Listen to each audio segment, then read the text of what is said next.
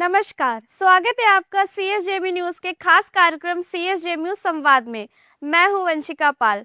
हिंदी पत्रकारिता का 2 साल चल रहा है। देश के हिंदी पत्रकारिता के विद्वान, संपादक और पत्रकार इस गौरव यात्रा का सिंहावलोकन, विहंगावलोकन और आत्मावलोकन कर रहे हैं। इस कड़ी में छत्रपति शाहू जी महाराज विश्वविद्यालय कानपुर में उदंतमार्तन से AI युग तक 2 सदियों का महासंवाद विषय पर पिछले दिनों आयोजित हुई। अंतर्राष्ट्रीय संगोष्ठी में देश भर से आए वरिष्ठ विचारकों, पत्रकारिता के विद्वानों, संपादकों और पत्रकारों ने अपने मूल्यवान विचारों की अभिव्यक्ति की थी। आइए विचार गंगा की इस 8वीं कड़ी में आपको सुनवाते हैं देश के वरिष्ठ पत्रकार माखनलाल चतुर्वेदी, राष्ट्रीय पत्रकारिता एवं संचार विश्वविद्यालय के पूर्व कुलपति प्रोफेसर जगदीश उपासने के उद्गार। ऐसा लगता है कि कानपुर जैसे शहर में जो एक बड़ी चुनौती पत्रकारिता मीडिया के सामने आ रही है, आर्टिफिशियल इंटेलिजेंस की, उस पर भी बहुत अच्छे से और सोच विचार कर काम हो रहा है। तो जैसा आप लोगों ने इन 2 दिनों में और करके दिखाया है, और जो सब अतिथि अध्यापक यहाँ आए हैं, बड़े बड़े लोग हैं, सब अपने अपने क्षेत्रों के माने हुए लोग हैं, बहुत अनुभवी लोग हैं, उनसे आपको बहुत कुछ मिला होगा। तो इसका उपयोग करिए। आप में से पता नहीं कितने लोगों ने जिस सत्र में आप रहें उस सत्र की नोटिंग की है। देखिए, अगर आप पत्रकारिता के विद्यार्थी हैं, मास कम्युनिकेशन पढ़ते हैं, तो हर सत्र में जब आप बैठते हैं तो उस सत्र में जो भी बोला जाता है, दिखाया जाता है, उसको नोट करिए, क्योंकि स्मृति जो है वो बहुत थोड़ी होती है। हमको लगता है कि हमको याद रहेगा, नहीं याद रहता। आप अभी बोलेंगे, अभी भूल जाएंगे। आपके पास मोबाइल है, मुझे मालूम है, गजट है, आप उसमें लिख सकते हैं, लेकिन पेन और डायरी पर आप जितनी तेज़ी से लिख सकते हैं, सूत्र में लिख सकते हैं, वो लिखिए। तो जो भारत के पत्रकार हैं उनको कभी ये नहीं भूलना चाहिए कि वो भारत के हितों के लिए पत्रकारिता कर रहे हैं।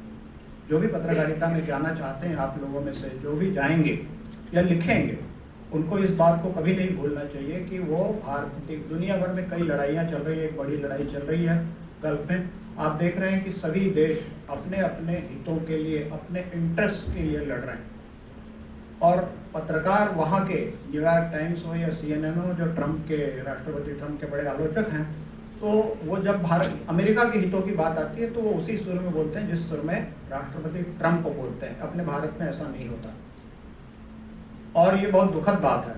पत्रकारिता में ये जो विचलन आया है, दुर्गति इसीलिए है। क्यों? और जब आप दुर्गति, मतलब जब आप तथ्यों से हट जाते हैं और तथ्यों में मिलावट करते हैं, अपने विचारों की या झूठ की, अर्ध सत्य, हाफ ट्रुथ्स को लेकर चलते हैं, तो फिर आपको जो शक्तिशाली होता है, जिसकी जवाबदेही तय करना हमारा काम है, पत्रकार का, पत्रकारिता का, वो आपको पकड़ लेता, क्योंकि आप गलती कर रहे हैं। ट्रंप ने भी CNN को, न्यूयॉर्क टाइम्स को या हार्वर्ड यूनिवर्सिटी को ऐसे ही पकड़ा कि उन्होंने गलतियां की, इसलिए उनको पकड़ लिया। बड़े लोग, पत्रकारिता क्यों मुट्ठी में आ जाती है, पत्रकार या बड़े मीडिया हाउसेस क्यों नेताओं के या अधिकारियों के, प्रभावशील लोगों के मुट्ठी में इसलिए आते हैं कि वो गलतियां करते हैं, अपने मूल मिशन से हट जाते हैं। देखिए, आर्टिफिशियल इंटेलिजेंस आया तो उससे डरने की जरूरत नहीं, वो टूल है, वो एक उपकरण है, वो मानव कृत्रिम बुद्धिमत्ता है। हो सकता है कि वो मनुष्य की तरह की बुद्धिमत्ता के लेवल पर पहुंच जाए, फिर भी वो टूल है। और पत्रकारिता का, हमारा हिंदी पत्रकारिता का 200 साल का इतिहास है, लेकिन अगर सारी पत्रकारिता, विश्व की पत्रकारिता का इतिहास आप देखें तो 1400 से गुटेनबर्ग ने जब प्रिंटिंग प्रेस का आविष्कार किया तब से शुरू होता है। 1500 से लेकर 1800, पहले प्रिंट मीडिया का एज था, उसके बाद डिजिटल मीडिया आया, डिजिटल के बाद ब्रॉडकास्ट मीडिया आया, ब्रॉडकास्ट के बाद डिजिटल मीडिया आया, अब AI युग आया। तो ब्रॉडकास्ट मीडिया और डिजिटल मीडिया युग तक आप देखेंगे कि मीडिया, यानी द प्रेस जिसको कहते थे पहले, जिसको हम अपनी गाड़ियों में अब भी लगाते हैं, पत्रकार सब द प्रेस लिखते हैं। प्रेस कोई बोलता नहीं, सब मीडिया बोलते हैं। तो प्रेस क्यों लगाते हैं? आप मीडिया क्यों नहीं लगाते? पुलिस वाला तुरंत रोक लेगा आपको कि मीडिया क्या है। प्रेस को वो जानता है, प्रेस को दुनिया का हर आदमी जानता है। और प्रेस का जो कोर मिशन है, वो कोर मिशन क्या है कि लोगों को इन्फॉर्म करना है। इन्फॉर्म कैसे करना है? जो तथ्य और सत्य की बात की है, जो उदंत मार्तंड का ध्येय वाक्य था और उसके गोल थे, वो आज भी वही हैं। पत्रकारिता का कोर मिशन कभी नहीं बदलेगा। सूर्य का कोर कभी नहीं बदलता, पृथ्वी का कोर कभी नहीं बदलता, वैसे प्रेस का कोर मिशन है तथ्यों को रखना, इन्फॉर्म करना। दूसरा है जो पावरफुल लोग हैं, जो भी पावरफुल है, उस पावरफुल की अकाउंटेबिलिटी को तय करना और उसको पब्लिक कोर्ट में, पब्लिक फोरम में रखना। और तीसरा बड़ा लक्ष्य, जो कोर लक्ष्य है, वो है कि जो लोकतांत्रिक और परंपराएं हैं, लोकतांत्रिक संवाद है, उसको बनाए रखना, लोकतांत्रिक मूल्यों को बनाए रखना। ये 3 सिद्धांत है पत्रकारिता के जो कभी भी नहीं बदलेंगे और कभी नहीं बदले। ब्रॉडकास्ट आ गया, डिजिटल आ गया, सारा मीडिया हाइब्रिड हो गया, अखबार भी चल रहा है, अखबार पढ़ने वाले कम हो गए। अमेरिका में बहुत साल पहले एक पुस्तक छपी थी और द वैनिशिंग न्यूज़पेपर, उसमें लिखा है कि 2035 तक अखबार पढ़ने वाले खत्म हो जाएंगे, न्यूज़ ऑन पेपर बंद हो जाएगी। अभी 10% से 15% लोग अखबार पढ़ते हैं। मैं पिछले 15 दिन से और ऑनलाइन अखबार पढ़ता हूँ, Indian express, New York times, guardian, ये सब का मैंने सब्सक्रिप्शन लिया हुआ है और वो पर्सनलाइज्ड अखबार है, जो मैंने मांगा है वही मुझे देते हैं। तो ये टेक्नोलॉजी है, टेक्नोलॉजी ने उसको सुविधाजनक बना दिया है। लेकिन 2 चीज़ें कभी नहीं बदलेगी। कंटेंट में अगर ईमानदारी है तो वो नहीं बदलेगा और वो उसका वही असर होगा जो प्रिंट में होता था। तो इस बात को ध्यान रखिए कि टेक्नोलॉजी, AI टूल्स आए हैं। AI टूल्स आने से बहुत सारी चीज़ें हुई हैं, हम उस पर तुरंत विश्वास कर लें, डीप फेक और बहुत सारी चीज़ें उसके साथ आई हैं, बुराइयाँ आती है। कोई अच्छी चीज़ आती है तो उसके साथ कुछ बुरी चीज़ें भी आती हैं, वो भी आई हैं। लेकिन उसको बराबर आप फिल्टर कर सकते हैं अगर आप सचमुच पत्रकार हैं और ऑब्जेक्टिविटी को ध्यान में रखते हैं, तथ्यों को ध्यान में रखते हैं। तथ्यों में कोई मिलावट, दूध में जैसे मिलावट होती है वैसे मिलावट मत होने दीजिए। अगर आप उसको मार्क करते हैं तो आप पाएंगे कि आप बराबर छांट सकते हैं कि ये सच है, ये झूठ है। हमारे जैसे कई पत्रकार बता सकते हैं कि इस अखबार में ये जो लीड खबर छपी है ये किसके कहने पर छपी है, तो ये खबर देखकर जाना जा सकता है। तो वैसे आप भी जान सकते हैं। तो अपने उपयोग, आपके पास जो गजट है, ये जो मोबाइल है, इस मोबाइल का उपयोग जो है, इसमें एक ऐप है, बल्कि आपके इसमें इनबिल्ट आता है कि आज हफ्ते भर में आपने इस मोबाइल का क्या उपयोग किया। व्हाट्सएप पर कितने घंटे आपने बिताए, इंस्टाग्राम पर कितने घंटे बिताए, फेसबुक पर कितने बिताए, मेल पर कितने बिताए। तो ये सब आप हफ्ते भर की रिपोर्ट देख के पता लगा सकते हैं कि आपने अपने मोबाइल का उपयोग क्या किया। मोबाइल ज्ञान का भंडार है, इससे हर काम होता है।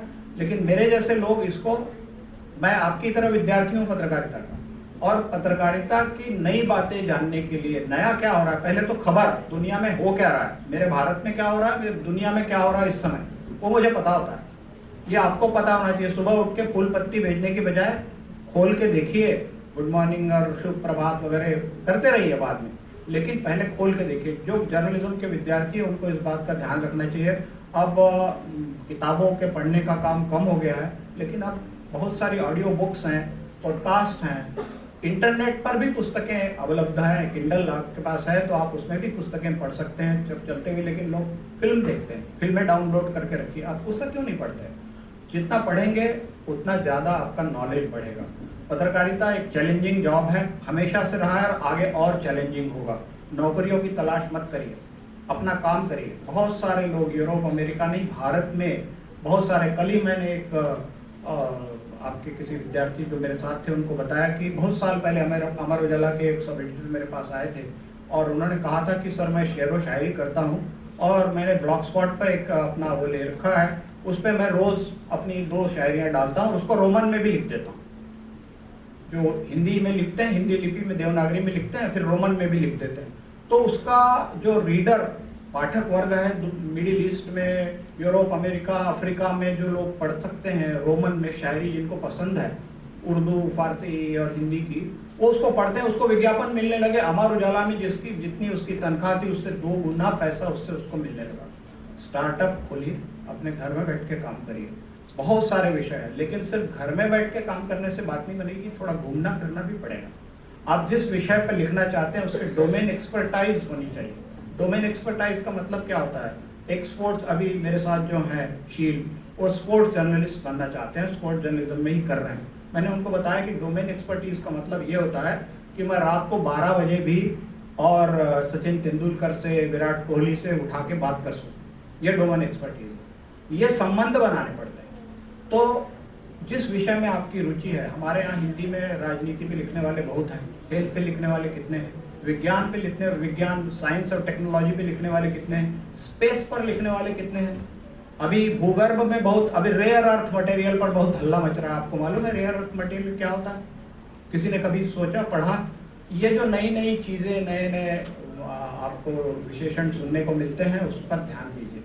आप जर्नलिज्म में बहुत स्कोप है। और ये जो डिजिटल टेक्नोलॉजी है, अब आर्टिफिशियल इंटेलिजेंस ने ये स्कोप बहुत बढ़ा दिया है।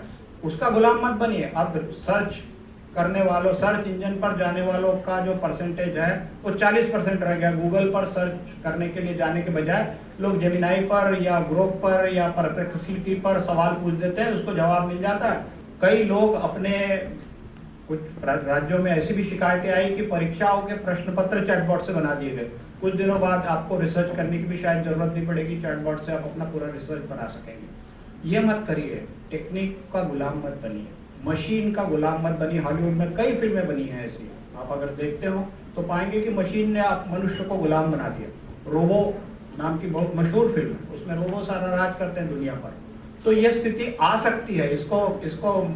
इस चुनौती को नज़रअंदाज करना ठीक नहीं है। ये टूल्स हैं, लेकिन मनुष्य का क्रिएशन है। तो मनुष्य जो क्रिएट करता है, भगवान की मूर्तियां भी तो मनुष्य बनाता है, और जब वो स्थापित होती है, प्राण प्रतिष्ठा उसमें होती है, तो उसमें भी वही तेज और वही भाव आते हैं जो मनुष्य में होते हैं। तो मशीन में भी वो आ सकते हैं। हमारा अध्यात्म यही कहता है, जो आप में है वो मशीन में आ सकता है, तो वो मत आने दीजिए। उसका गुलाम मत बनिए, उसको अपना सहायक बनाइए। एआई टूल से डरने की जरूरत नहीं है। एआई टूल्स को बहुत केयरफुली हैंडल करने की जरूरत है। एआई युग अभी पता नहीं कहाँ ले जाएगा पत्रकारिता को, लेकिन पत्रकारिता के लिए उपयोगी है। उससे जॉब जा रहे हैं, बहुत सारे नौकरियां चली गई हैं, और भी लोगों की जाएंगी। इसलिए कुछ नया अपने घर में बैठ के काम करने की सोचिए। जो लोग पत्रकारिता पढ़ रहे हैं उनको इस बात का, आप लोगों ने एक बहुत अच्छा सेमिनार किया है, और इससे आपको सीख लेनी चाहिए कि हम क्या कर सकते हैं, बैठे बैठे क्या कर सकते हैं। जो लोग सीधे पत्रकारिता में नहीं जाना चाहते, अपने घर में बैठ के बहुत सारा काम कर सकते हैं। बहुत छोटी छोटी चीज़ों पर फोकस करके, एक जिले पर, आपके जिले की कोई स्पेशलिटी है, उसी पर अभी इतने विषय अनछुए पड़े हैं, हिंदी पत्रकार उन पर कभी ध्यान नहीं देते। ना आपके पास आर्कोलॉजी पे लिखने वाले हैं, ना हिस्ट्री पे लिखने वाले हैं, ना जो भूगर्भ शास्त्र पे तो उन सब विषयों पे जाइए जिनको किसी ने टच नहीं किया। आज वो सब विषय, अगर आप सोशल मीडिया पे हैं तो आप देखते होंगे कि वो सब विषय आ रहे हैं एआई टूल से। उनके छोटे छोटे वीडियो बनाकर लोग इंस्टाग्राम पर शेयर करते हैं, और हजारों लाखों लोग उसको देखते हैं और सोचते हैं ये कैसे हुआ, ऐसा कैसे हो गया। इतने बड़े बड़े साइंटिस्ट हमारे यहाँ थे। आपको मालूम है, आपके गजट में है, इस मोबाइल फोन में वो सब कुछ है। इसका उपयोग करिए। जो लोग पत्रकारिता कर रहे हैं उसको सिर्फ प्रिंट मीडिया तक सीमित मत रखिए। अपने को टेक्नोलॉजी के बराबर चलाइए। टेक्नोलॉजी बहुत तेजी से दौड़ रही है, हुसैन बोल्ट से भी आगे बढ़ रही है। आपको भी उसी दौड़ से, उसी तेजी से उसके साथ चलना पड़ेगा। CSJMU संवाद में फिलहाल इतना ही। संवाद की अगली कड़ी का कीजिए इंतजार और मुझे दीजिए इजाजत। नमस्कार।